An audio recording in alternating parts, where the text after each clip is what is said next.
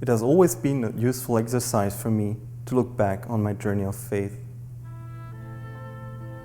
It took me years to get close to Our Lady, and even longer to realize that she has always been with me on my path of faith and life.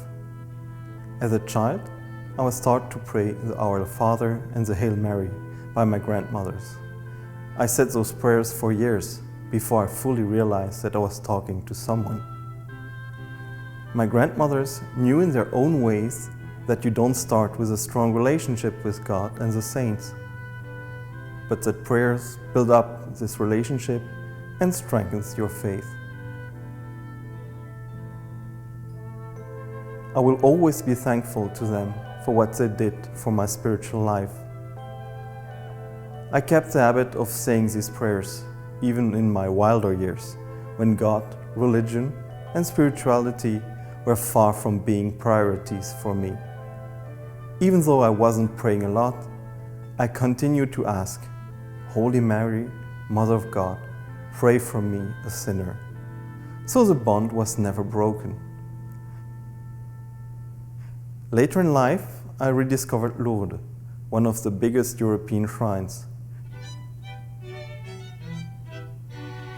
There, I saw how Mary draws people of every country and culture to Christ.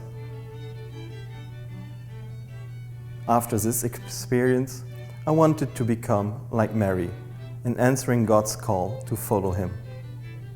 As mother of all vocation, she helped me to discern which call was mine, whether to respond as she did through parenthood and marriage, or through consecrated virginity in religious life. These are the two main roads to sanctity. With my entry into seminary and now in our Redemptorist community, I learned not only to pray to Our Lady, but with her as well. That's why every evening with the entire church, I join my voice to hers in saying, My soul proclaims the greatness of the Lord, my spirit rejoices in God my Savior. For He has looked with favor on His lowly servant. From this day all generation will call me blessed. The Almighty has done great things for me, and holy is His name. He has mercy on those who fear Him in every generation. He has shown the strength of His arm. He has scattered the proud in their conceit.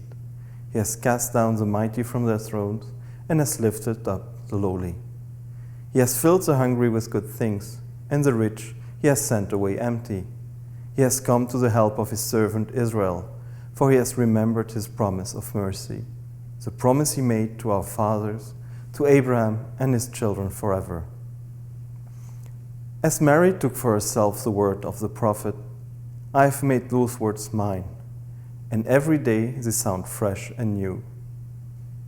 With time, I learned to see Christ in the poor and abandoned, but also to see living icons of Mary in some Christians and others too.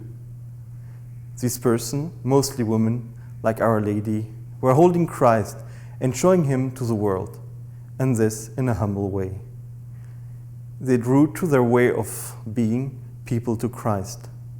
Even as I say this, I see the faces of grandmothers, catechists, mothers, people I've met in parishes, in hospital, who often, with kind words or a simple smile like Our Lady of Perpetual Help, bring you close to Jesus' love. I love to share these encounters with the Holy Virgin when I stand in front of the icon and I can see her, or at other moments when I'm meditating on the Rosary.